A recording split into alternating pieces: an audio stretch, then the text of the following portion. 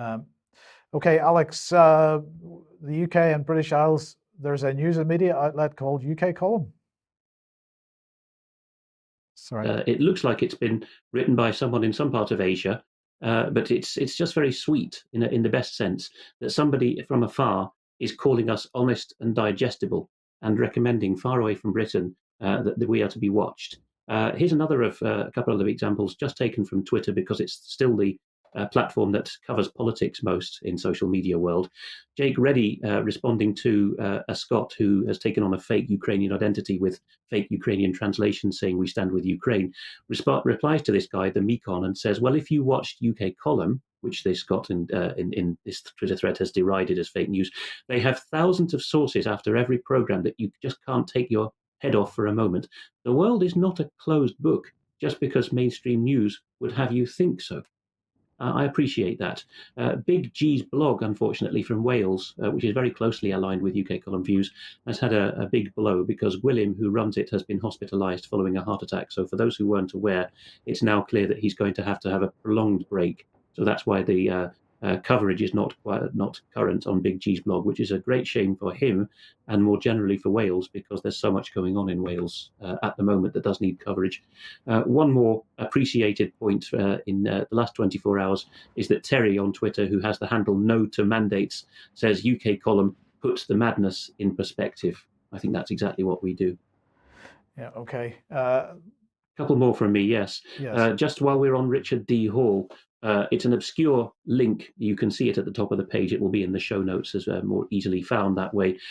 Just to put people in mind that Richard D Hall, who's now been battle-axed by Mariana Spring and the whole BBC clout, is not the only man who has his doubts as to what happened in the Manchester arena. You can't just isolate him and call him a horrible troll. So UK critical thinker, who is local, I think Mancunian, he no longer does critical thinking videos. He says that after coming to Christianity, he no longer does stuff about the government, which is not the view that all of us take who are Christians. But he did produce this in April 2018. And it's a year and 4 months before Richard D Hall ever touched the Manchester Arena questions. And it covers the same questionable footage.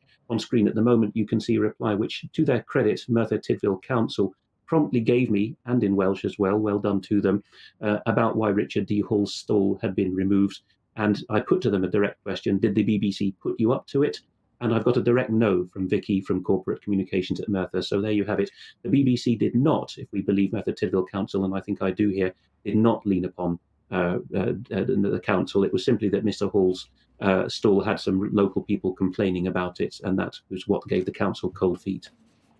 Okay, thank you, Alex. Well, I just wanted to add that Debbie's interview with Fran Anderson has got some very long legs. So this interview is spreading all over the place. And we're going to say well done to Fran for having the courage to come forward and speak to us.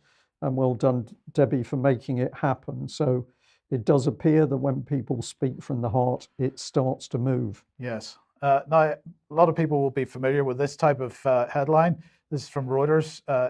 Some time ago, fact check, social media claims that masks delay children's speech development are missing context.